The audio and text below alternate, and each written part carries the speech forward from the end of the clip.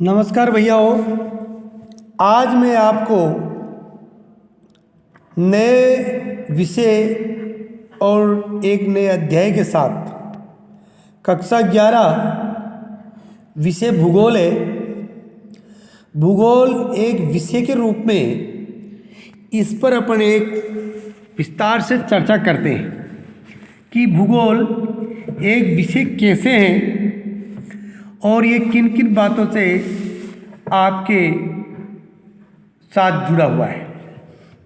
माध्यमिक शिक्षा स्तर पर भूगोल का अध्ययन सामाजिक विज्ञान पाठ्यक्रम के एक घटक के रूप में किया गया है।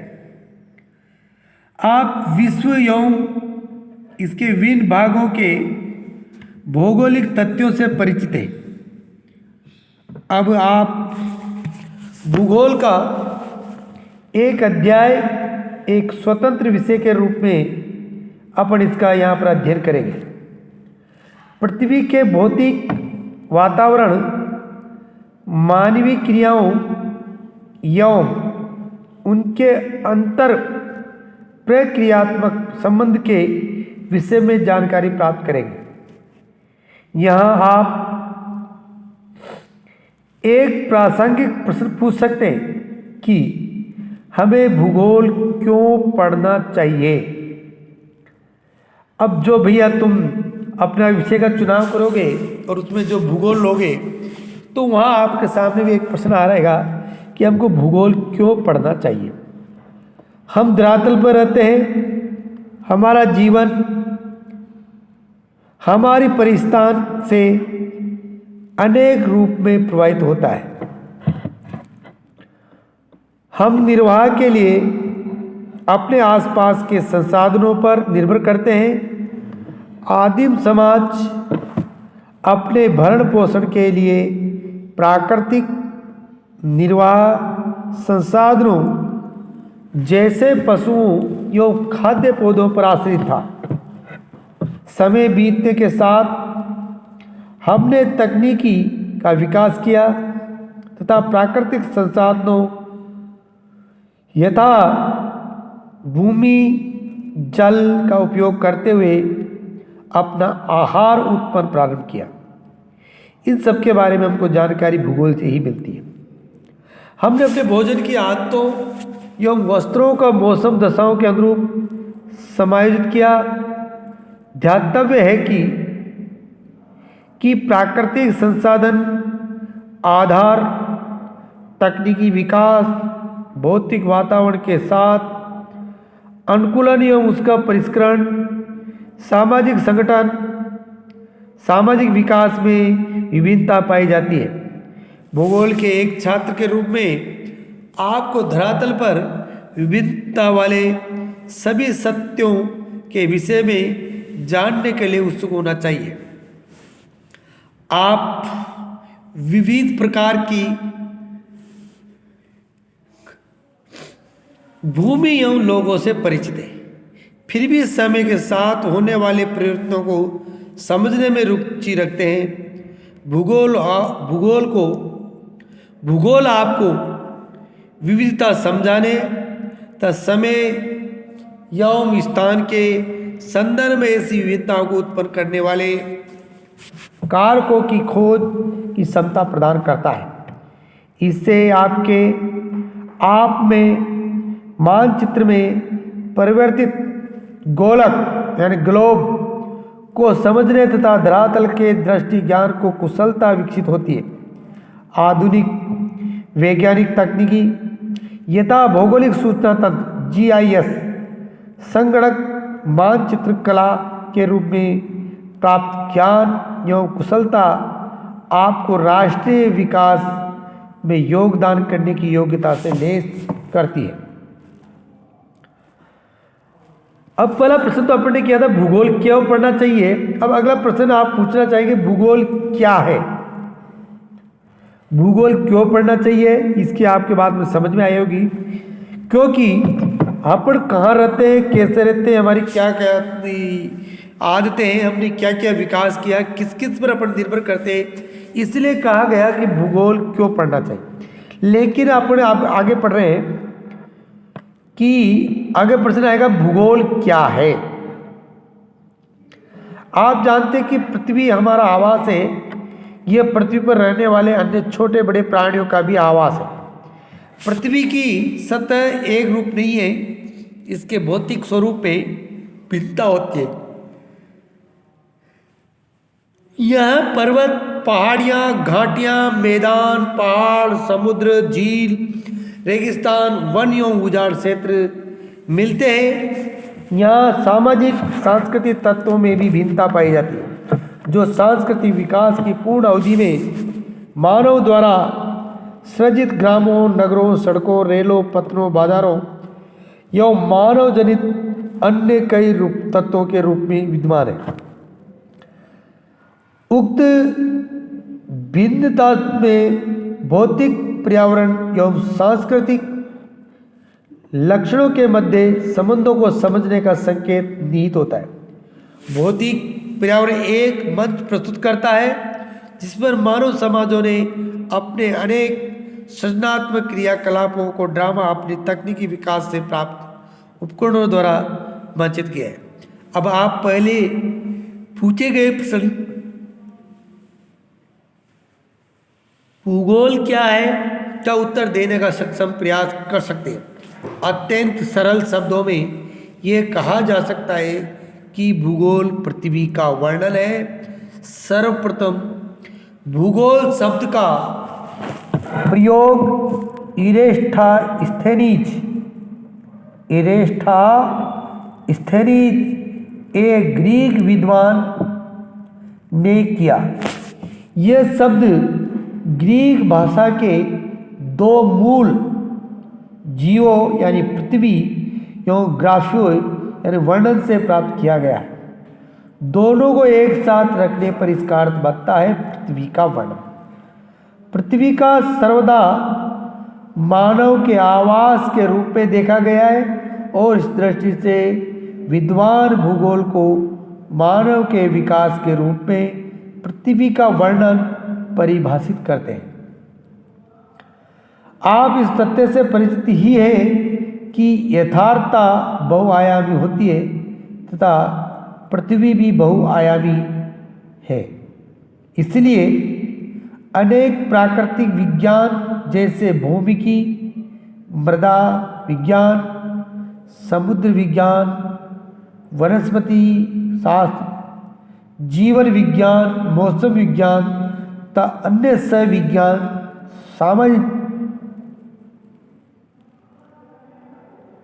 सामाजिक विज्ञान के अनेक सहयोगी विषय हैं, जैसे अर्थशास्त्र, इतिहासशास्त्र, समाजशास्त्र, राजनीतिक विज्ञान, नृविज्ञान इत्यादि धरातल की वास्तविकता के विभिन्न पक्षों का अध्ययन करते हैं।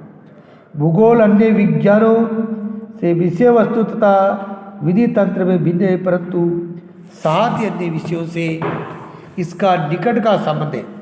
भूगोल सभी प्राकृतिक एवं सामाजिक विषयों के सूचना आधार प्राप्त कर उसका संश्लेषण करता है। हमें पृथ्वी पर भौतिक तथा सांस्कृतिक वातावरण में भिन्नता दिखाई पड़ती है। अनेक तत्वों में समानता तथा कई में असमानता पाई जाती है। यह भूगोल को क्षेत्रीय भिन्नता का अध्ययन मानना तार्किक लगता है। इस प्रकार भूगोल को उन सभी तथ्यों का अध्ययन करना होता है जो क्षेत्रीय संदर्भ में भिन्न होते हैं। भूगोलवेत्ता मात्र धरातल पर तथ्यों में भिन्नता का अध्ययन नहीं करते, अपितु उन कारकों का भी अध्ययन करते हैं जो विभिन्न विभिन्नताओं कारण होता है। उदाहरण का अर्थ फसल का स्वरूप एक प्रदेश से दूसरे प्रदेश में भिन्न होता है, किंतु भिन्नता एक तथ्य के रूप में मिट्टी, जलवायु, बाजार में मांग, किसानों की वे क्षमता, तकनीकी निवेश की उपलब्धता आदि पर भिन्नता से संबंधित होती है। इस प्रकार भूगोल की दिलचस्पी किन्हीं दो तत्वों या एक से अधिक तत्वों के मध्य कार्य संबंध को ज्ञात करने से है। एक भूगोलवेत्ता तथ्यों की व्याख्या कार्य कारण संबंधों के ढांचे में ही करता है, क्योंकि यह केवल व्याख्या में ही सहायक नहीं होता, अपितु तथ्य के पूर्वानुमान एवं भविष्य के परिक्षेप में देखने की क्षमता भी रखता है। भौतिक तथा मानवीय दोनों प्रकार के भौगोलिक तथ्य स्थितिक नहीं अपितु गत्यात्मक होते हैं। वे सतत परिवर्तनशील पृथ्वी तथा अथक एवं निरंतर सक्रिय मानव के बीच आबद्ध प्रक्रियाओं के फलस्वरूप कालांतर में परिवर्तित होते रहते हैं। आदि मानव समाज अपने निकटतम पर्यावरण पर सीधे तौर पर निर्भर करता था, अब ऐसा नहीं है। भूगोल इस प्रकार प्राकृतिक तथ्य तथा मानव के समग्र इकाई के रूप में अंतर प्रक्रियाओं के अध्ययन में संबंधित है।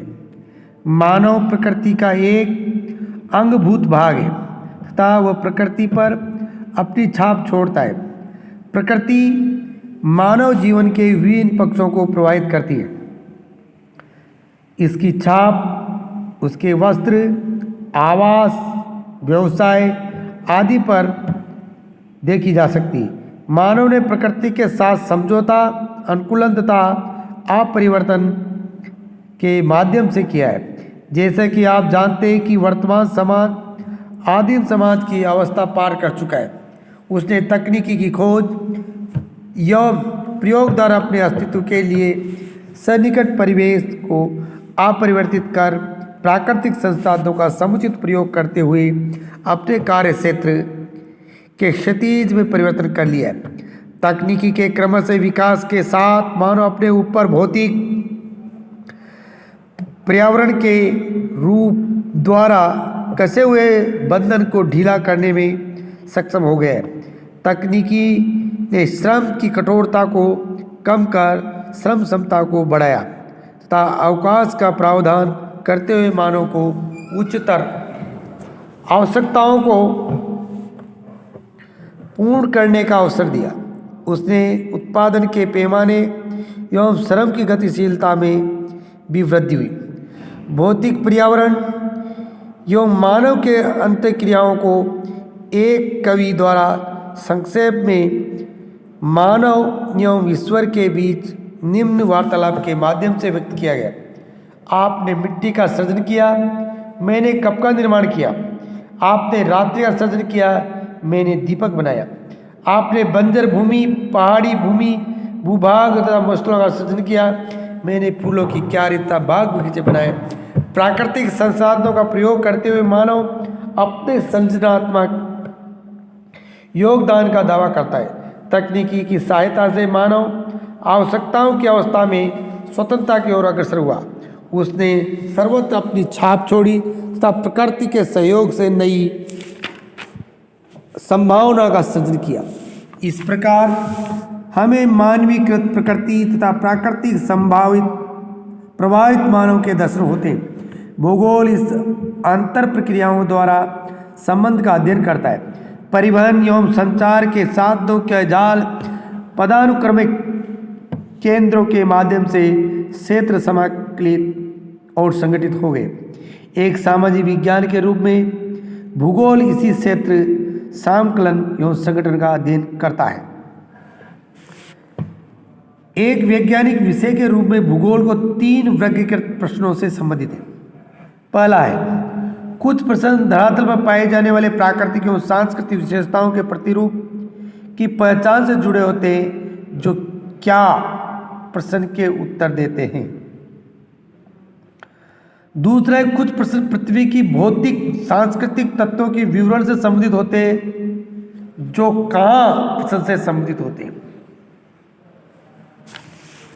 सब मिलकर उन दोनों प्रश्नों की प्राकृतिक एवं सांस्कृतिक तत्वों के विवरण की स्थिति को ध्यान में रखा गया है।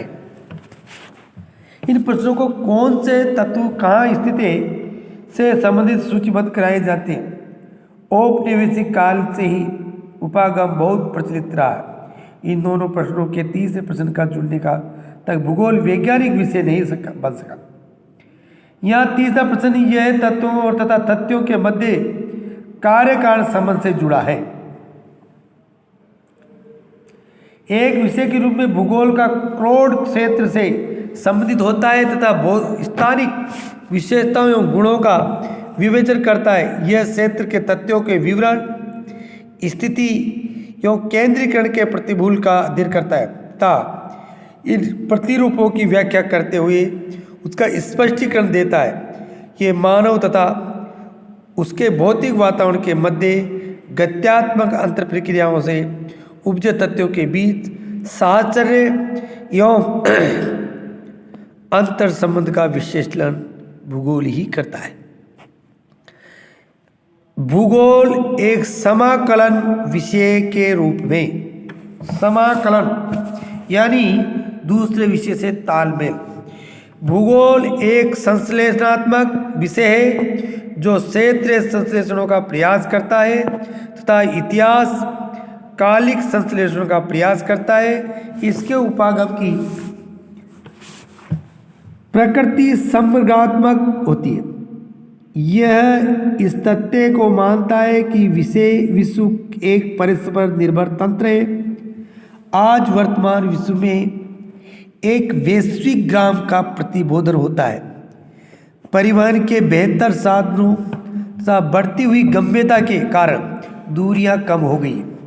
श्रव्य दृश्य साधनों एवं सूचना तकनीकी ने आंकड़ों को बहुत समृद्ध बना दिया है। तकनीकी ने प्राकृतिक तथ्यों तथा आर्थिक एवं सामाजिक प्राचलों के निरीक्षण एवं परीक्षण के बेहतर अवसर प्रदान किए। भूगोल का एक संश्लेषणात्मक विषय के रूप में अनेक प्राकृतिक तथा सामाजिक विज्ञानों के अंतरपृष्ठ संबंध है। प्राकृतिक एवं सामाजिक विज्ञानों का एक मूल उद्देश्य है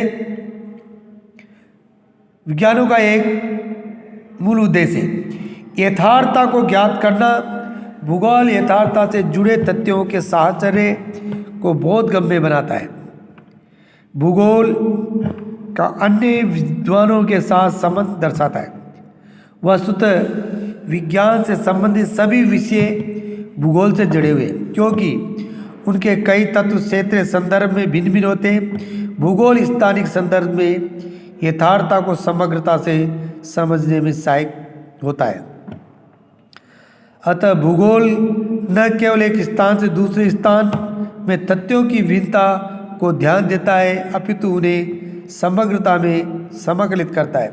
भूगोलवेत्ता को सभी संबंधित क्षेत्रों की व्याख्या समझ करने की आवश्यकता होती है जिससे कि वह उन्हें तार्किक रूप में संश्लेषित कर सके। यह संश्लेषण कुछ उदाहरणों की सहायता से सफलतापूर्वक समझा जा सकता है तथा भूगोल ऐतिहासिक घटनाओं को प्रभावित करता है यथा स्थानिक दूरी स्वयं इसके इतिहास की दिशा को प्रभावित करने के लिए एक प्रभावशाली कारक है। क्षेत्रीय विस्तार लड़ाई के दौरान विशेषकर पिछली शताब्दी के कई देशों के लिए सुरक्षा का साधन बनाए। परंपरागत युद्ध में बड़े आकार वाले देशों ने अधिक स्थान छोड़कर समय का लाभ प्राप्त किया। नए विश्व के देशों के चारों तरफ स्थित समुद्र द्वारा प्रदत्त रक्षा कवच उन्हें उनकी मिट्टी पर युद्ध होने से बचाता है। यदि हम विश्व की प्रमुख ऐतिहासिक घटनाओं का विवेचन करें तो उनमें से प्रत्येक की भौगोलिक व्याख्या की जा सकती है। भारत में हिमालय एक महान अवरोधक के रूप में देश की रक्षा करता है परंतु उसमें विद्यमान दर्रे मध्य एशिया के आक्रमणात्मक एवं प्रजनों के मार्ग की सुविधा देते हैं। सामुद्रिक किनारे दक्षिण पूर्व एशिया, यूरोप, अफ्रीका से संपर्क को प्रोत्साहन करती है। नौ संचालन तकनीकी ने यूरोपीय देशों को भारत सहित कई एशिया अफ्रीका मार्गों में उपनिवेशीकरण करने में सहायता की क्योंकि उन्हें समुद्र के माध्यम से गम्यता मिली।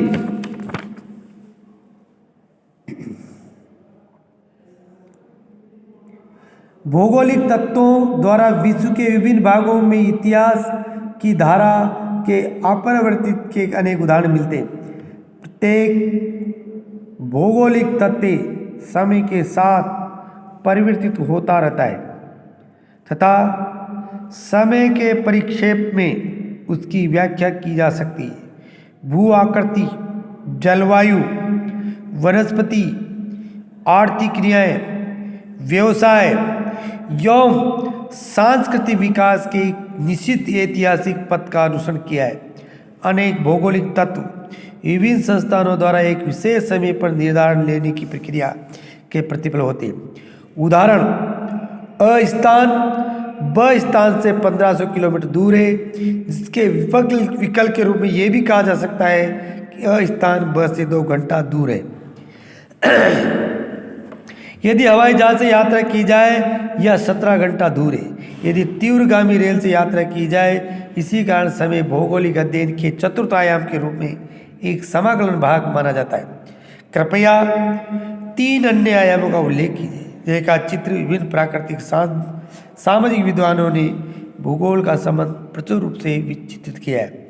ये संबंध 2 खंडों में रखा जा सकता है: भौतिक भूगोल एवं प्राकृतिक विज्ञान और भूगोल एवं सामाजिक विज्ञान। भूगोल की शाखाएं,